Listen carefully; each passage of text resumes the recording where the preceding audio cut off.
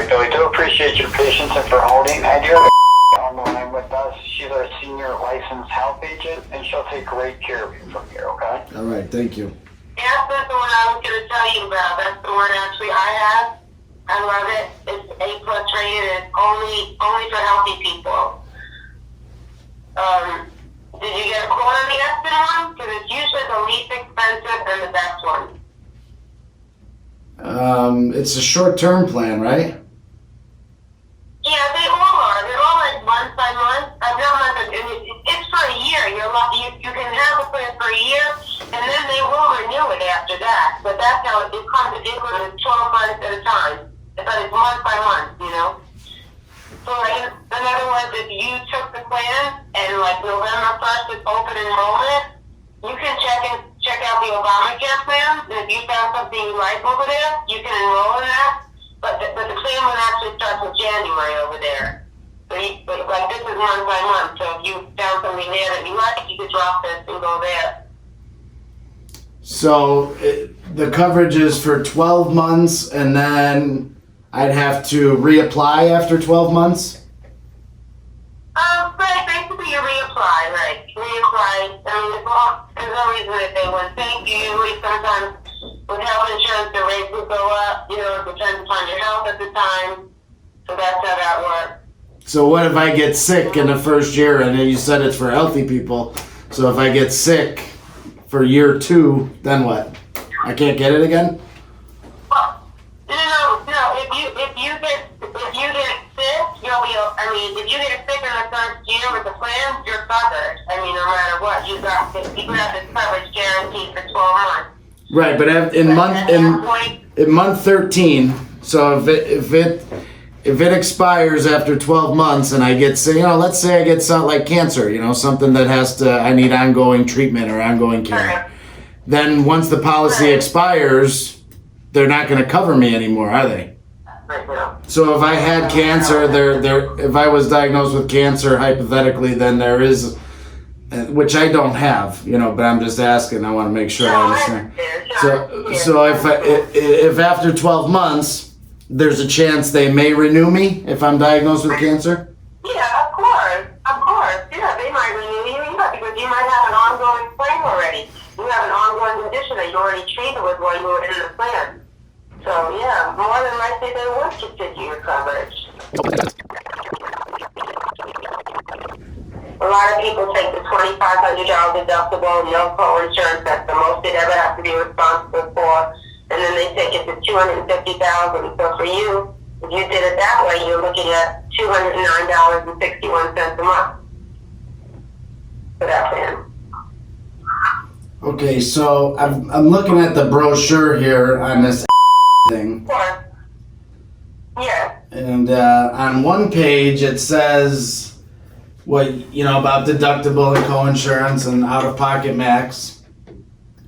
But then on the next page it says, like, it's got certain coverage, like surgery here. So surgeon, $5,000 per surgery for all eligible expenses, combined not to exceed $10,000 per covered person. So meaning there's a maximum of $10,000 worth of coverage for the surgery?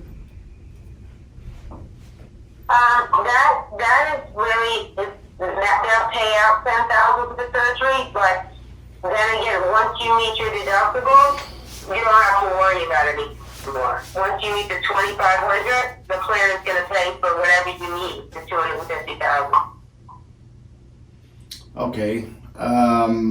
That's very confusing, actually. It is a little confusing. It is. So what does this mean? Like standard room rate, average standard room rate, benefits including nursing services and all miscellaneous medical charges are limited to $1,000 per day. So if I'm in the hospital for 3 days, I got $3,000 worth of coverage.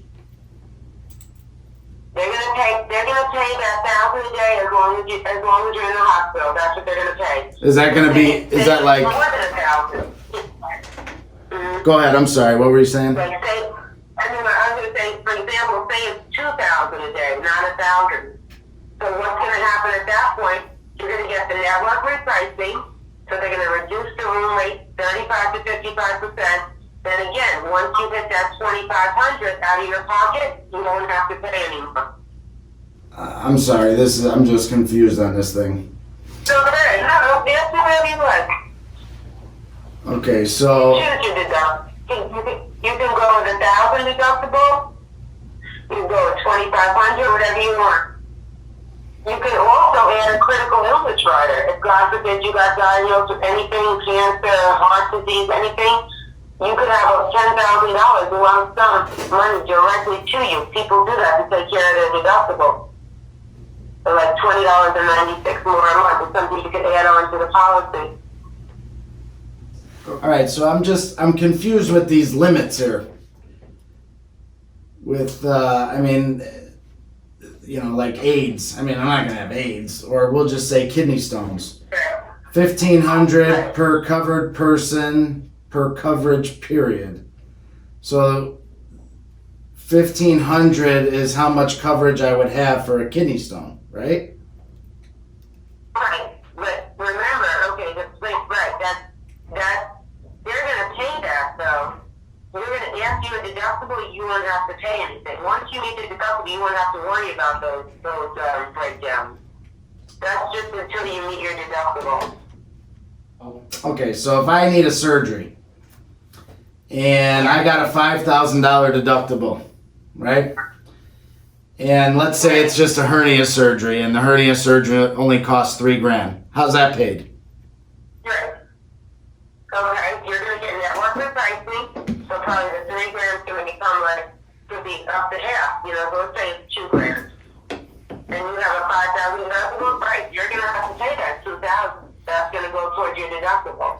But Once you meet the $5,000, yeah, go ahead. okay, so this surgeon, so again, I'm confused because it says surgeon. $5,000 per surgery for eligible expenses combined, not to exceed $10,000 per covered person per coverage period. So if these benefits are separate from the deductible, right? So if I get that $5,000 for the surgeon, would I get that on the upfront? I mean, how does that work? Well, the plan will pay that before once you meet the deductible, whatever balance, because they don't, it's just basing on fact. It's not, that brochure is not specifically saying, some people take a $10,000 deductible. Some people, you know what I mean? So it depends upon the deductible you choose. When it's saying that amount for surgery, even if you pick a $5,000 deductible, that's true. You're going to have to spend $5,000. But say you pick a $1,000 deductible, then the surgery is going to be covered. No, I understand how the deductible works. I understand the deductible. That's not confusing to me. What's confusing to me is these benefit levels here that says like, emergency room. The benefit payable for each emergency room visit, including professional and facility services, will not exceed $250. So the way I'm reading that is, first I have a deductible to meet, and then once my deductible is met, then I have a $250 benefit to the emergency room. Well, actually, what's going to happen is they're going to give you the $250 for the emergency room. And then if the emergency room's more, you're going to get network repricing, right? And then you're going to be billed for the difference until you meet your deductible. Okay, so you get these benefit levels in conjunction with your deductible, correct? Exactly. Right. Those come actually before the deductible. Like the 1,000-a-day hospital, 12-15 cents of care. Those are going to kick in first. Okay, so back to the surgery then. If I go with a 5K deductible, because I want to do whatever's going to keep me, my premium down. So if I go with the 5K, if I go with the 5K deductible, in theory, if 5K deductible, 100% coverage after the deductible, I would never have any out-of-pocket expense for a surgery because I get a $5,000 per surgery benefit. Exactly. So if I have a surgery, that $5,000 deductible is going to be paid by that $5,000 surgeon benefit. That's correct. Okay. That's right. Yeah. Yeah. I mean, you're right. I mean, I don't blame you. I take a high deductible plan because I'm healthy. So, if you're healthy, I'd rather pay less every month. Tell you the truth. I think that's the smart thing to do. Yeah, I mean, it doesn't really make sense to go with a low deductible if I have all this. So all this other coverage here is before the deductible, correct? Exactly. Yeah. She is so she's lying through her teeth. This is the problem with our industry right here. Should I serve her? Should I teach her something? Because you put it in red. With a 5,000 deductible, and if we take the coverage, how much to 250,000 you want? Like $1 million? Well, yeah. I mean, tell me what the $1 million would cost. But because this sounds like it's almost too good to be true. Where why have a deductible if they have all these coverage levels for these certain things that are gonna pay that, again, in other words, let's just like this gallbladder thing here. So for a gallbladder surgery, which I don't know, is that only women? I don't know. Maybe I'm being ignorant. I don't know. Do I have a gallbladder? I do? Okay. So, all right. So if I have a gallbladder removed, I'm sorry, I'm talking to a buddy of mine in the room. If I have a gallbladder surgery, I get a $2,500 per covered person per coverage period. A coverage period, I assume, is the year, right? The 1 year? Right. Okay. So if I have a $2,500 deductible, let's just say I do the $2,500 deductible. If I have a gallbladder surgery, that $2,500 benefit pays the $2,500 deductible, and then I have 100% coverage. So I really would have no out of pocket for that. Exactly. That's why the plan is such a great plan. It is. It is only for healthy people. If you even have high blood pressure, diabetes, and common things that people have, you can't get the plan. You can't. They don't take absolutely any pre-existing condition. Okay, so my original question then about if I was diagnosed with cancer halfway through the plan, they wouldn't let me renew it, right? Right. So I would only, so if, I'm not going to say that. I can find that out for you. Let me see what this is 12. I can't say that. she is killing me. This is our industry. This is the fucking problem right here. She's telling me I can get renewed after being diagnosed with cancer on a short term. She's telling me that these benefit levels are not what the plan pays total, but it goes towards my deductible and then I'm 100% covered. She doesn't know what the fuck she's selling. She's just trying to get a deal. This is our industry. So if I get sick on this plan, I gotta get Obamacare, but I can only get Obamacare during right, but I could only get that during open enrollment.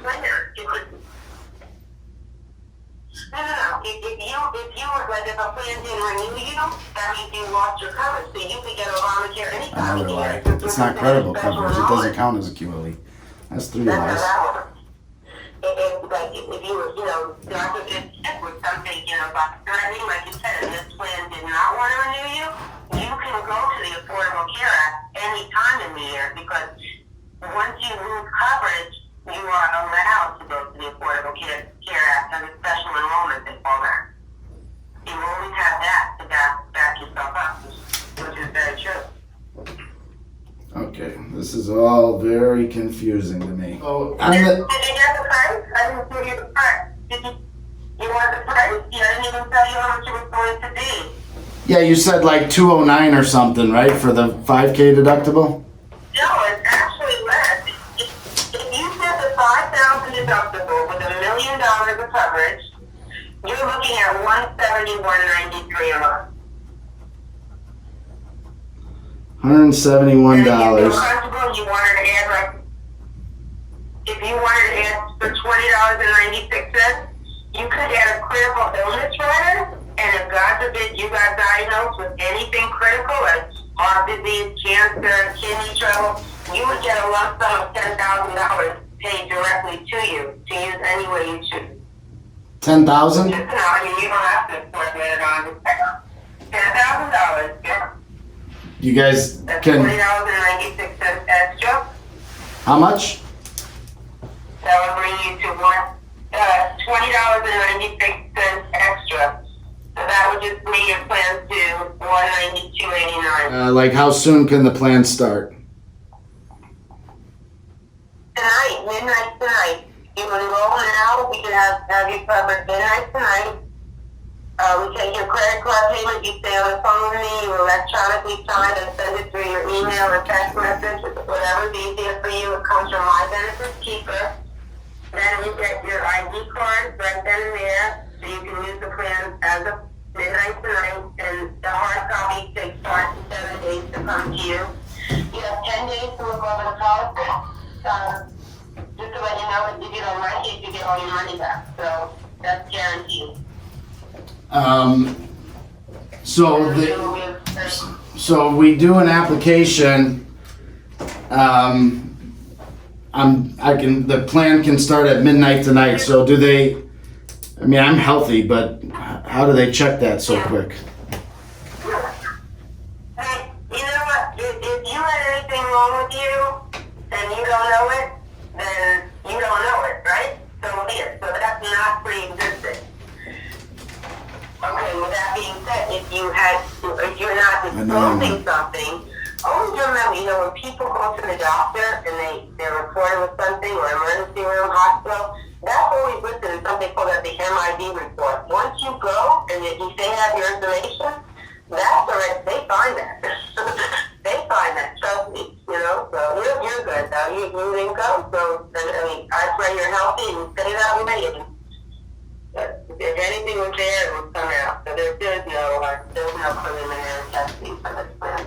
To me, the plan reads like I have to meet my deductible, and then once my deductible is met, then I get $1,000 a day in coverage to the hospital. That's how it reads to me, right? I understand what you're telling me, but is there something you could send me in writing that says that it works? Because I like. There's nothing I can send except what you already have in front of you. When you buy the policy, like I told you, you have a 10-day free look. You can look at it backwards, forward, upside down. Yeah, I don't want to do that because I'm going to make the decision. I'm going to make the decision once and then I'm going to be done with it. But there is a chance you'd say that I could get renewed if I was sick after the plan expired. Oh, yeah. Yeah. Yes. Okay, what else? This plan 2 here,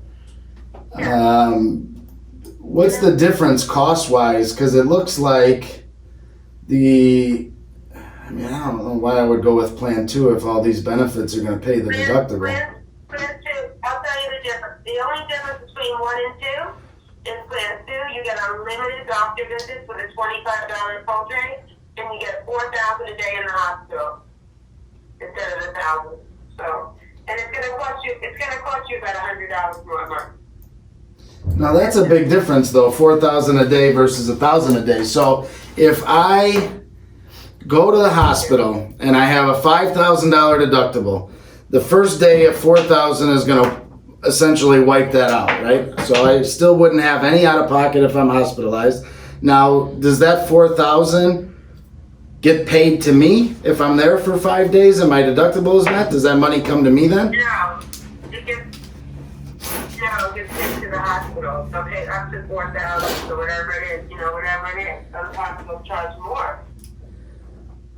They'll pay up to $4,000. No, it won't come to you. It'll be for as many days as you need to be in the hospital. $4,000 a day. But again, it would be irrelevant if my plan goes up to $1 million. And it's covering it over the deductible, right? So I don't know. That's where I'm lost with this plan. I totally understand the first page of the brochure where it talks about deductible, co-insurance, co-payments. Okay, that all makes sense. But then where it loses me. No, you're being lost because a day in the hospital, that means you're not going to have to come out of $1 out of your pocket for that to the hospital, right? Think about that. You don't even have to meet your deductible for that. You know, now, what if they didn't give you that daily hospital, and you go to the hospital and it's going to cost you $5,000? You're going to have to pay that first before your plan is going to kick in.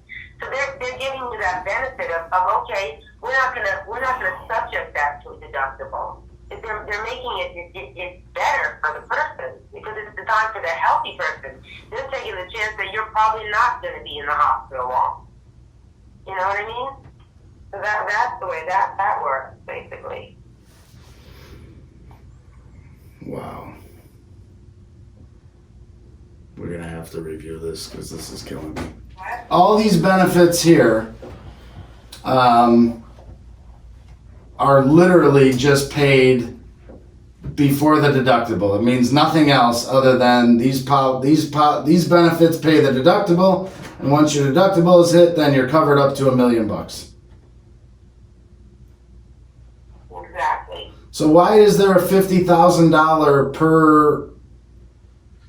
per organ or tissue transplant? I mean, to me, that means the policy will pay $50,000 total for an organ transplant. You're saying that there's not even a deductible option of $50,000. So what is that there for? Is it smoke and mirrors? I mean, I don't get it. You see what I'm saying? Do you understand my confusion? If these benefits are just to pay the deductible, I mean, I'm totally lost right now with this policy. And it leads me to think that this is, you know, again, it's too good to be true. Health insurance sucks, ultimately. I mean, I've never seen a plan like this where everything is covered for $200.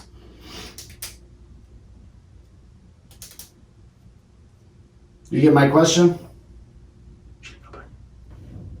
Hello?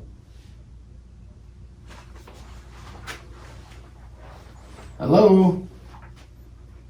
You hung up on me? No, you're there. Hello?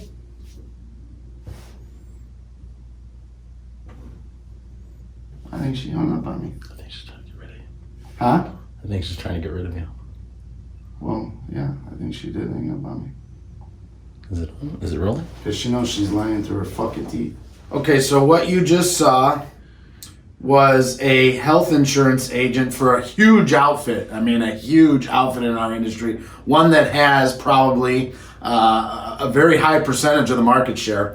But what you just saw was an agent that was willing to tell me anything that I wanted to hear in order to get the deal. So let's recap the bullshit that she spewed. Number one, she was trying to sell me a short-term medical policy, okay? Short-term medical policies don't cover pre-existing conditions. If you are diagnosed with cancer, heart attack, stroke, something major happens to you in the middle of a short-term policy, once that policy expires, you're screwed. It's done. It's over. You can't get that coverage again. She told me I could. She told me, absolutely you can renew this policy. Absolutely you can. And if you watch that video, then you heard her tell me that, right? So that was lie number one. Lie number two, every policy, not every policy, but most policies have what's called a schedule of benefits, okay? And what a schedule of benefits is the policy illustrates exactly how much coverage you will have for a specific situation. Whether it was, I mean, this policy we broke down, it had gallbladder surgery, it had specific surgeries and procedures, but you know, surgeries that had a maximum of $10,000 in coverage for surgeries. She tried to tell us $1,000 a day in the hospital in coverage. So this policy, the way the policy really worked was you had a deductible, then you had a co-insurance. Once you met your out-of-pocket on the deductible and co-insurance, then the policy would go into the schedule of benefits. Whatever was not covered in the schedule of benefits was also your out-of-pocket responsibility. She tried telling us that the schedule of benefits was coverage prior to the deductible. In other words, if a surgery had a maximum amount of coverage of $10,000, you actually got that $10,000 worth of coverage before your deductible. So your deductible was covered fully with that $10,000, and then you had 100% coverage up to the $250,000 or $1 million plan that she was trying to sell me. Totally wrong, totally false. If you watched the video, you saw how much it was killing me to hear it. And I even grilled her. I must have grilled her 4 or 5 times on that. And I said, listen, this sounds too good to be true. You got to be kidding me when you're telling me that these benefits are before the deductible. It's totally false. It's totally wrong. But somebody who doesn't know to ask those questions, or somebody that wasn't staring at the brochure, which I had to hunt out, she wouldn't send it to me. They could get taken, and they could literally think that their policy was the best thing since sliced bread, which it wasn't. So that was lie number 2. Lie number 3, she told us that, if you have a pre-existing condition and you don't know about it, then it's not a pre-existing condition. It doesn't exist. Again, totally false, okay? If you buy a policy that does not cover pre-existing conditions in a specific time period, okay, whether it's 12 months or never, right? If you're diagnosed with stage 2 or stage 3 cancer 2, 3, 4 months into that policy, they're not going to cover it. They're going to deem it pre-existing conditions, okay? So whether you're diagnosed with it or not, if you have pre-existing condition right now and you're not diagnosed with it, doesn't matter, okay? If you get diagnosed with it 2, 3, 4 months into the policy, it's very likely that insurance company will tell you, that's pre-existing and we're not going to cover it. Okay, so that was lie number 3. Lie number 4, she tried to tell us that, because I pressed her on it, I said, listen, if I get sick, and what if this policy doesn't renew me and I get sick? She said, well, you can always get Obamacare. She said, the fact that your short-term medical plan expires will qualify as a special enrollment period because your coverage was ending, so you can go on an Obamacare plan. 100% false, not true. In order to have coverage ending be a qualifying life event, in order for you to go on the marketplace at any time of the year, you have to have ACA compliant coverage ending. Okay, in other words, you have to have Obamacare compliant coverage ending. Coming off a group plan, okay, is ultimately why that's there. Coming off of COBRA, your COBRA ending, okay? You have to be coming off of an ACA compliant plan, has to be ending in order for you to have a special enrollment period of coverage ending and qualify for an Obamacare plan. A short-term plan ending does not qualify you for an Obamacare plan. Okay. In fact, we used to, as agents, the very first year that the marketplace was in existence, 2014, we actually played that loophole, right? We played that loophole all year long in 2014. Hey, buy a 1-month short-term plan, and when the short-term plan ends, then we can use that as coverage ending and get you enrolled on this Obamacare plan. Well, they caught on to it. They covered the loophole in a matter of months. I mean, it wasn't very long before they caught on to that and they squashed it. But bottom line is 100% totally false. So those are 4 major lies, okay, that this agent told me in order to get a deal. Finally, I pressed her on the schedule of benefits again. I said, what? There's a $50,000 transplant benefit here. How does that make sense if there's a $50,000 transplant benefit here and it's all coverage before the deductible? Why would they put that in there if I only need $5,000 worth of transplant coverage to cover my $5,000 deductible? She hung up on me. She didn't have the answer. She knew. I think that ultimately she knew that what she was selling me and what she was telling me was all bullshit, was all lies, and she didn't want to get caught up in that anymore. So she just hung up. She decided a $170 deal isn't worth dealing with this client because I can't lie my way through this question anymore. So, but guys, those are some big lies when you're dealing with your health insurance, okay? And this is the biggest problem with our industry. It's not the providers and the surprise medical billing and the lack of transparency pricing. That's probably problem number 2 compared to this, okay? Lying ass agents is the number 1 problem in our healthcare industry Because if they're out there lying to you about the policies and how they work, and you think you have this great policy, the best thing since sliced bread, once you go to use it and you find out that the thing sucks and it's worthless, all right, now you want to blame the healthcare industry and the providers and the billing and the health insurance company, when really it was the scumbag agent that peddled you the bullshit to begin with, all right? Start to work with a top 1%er in this business. It's so important, more now than ever before, all right? We're taking calls now. We're excited to earn your business during this open enrollment period, and subscribe to our channels across all these social media platforms, and look out for some more lion-ass agents. Join our team, be aware, we will navigate your cares at Benefits Management Team.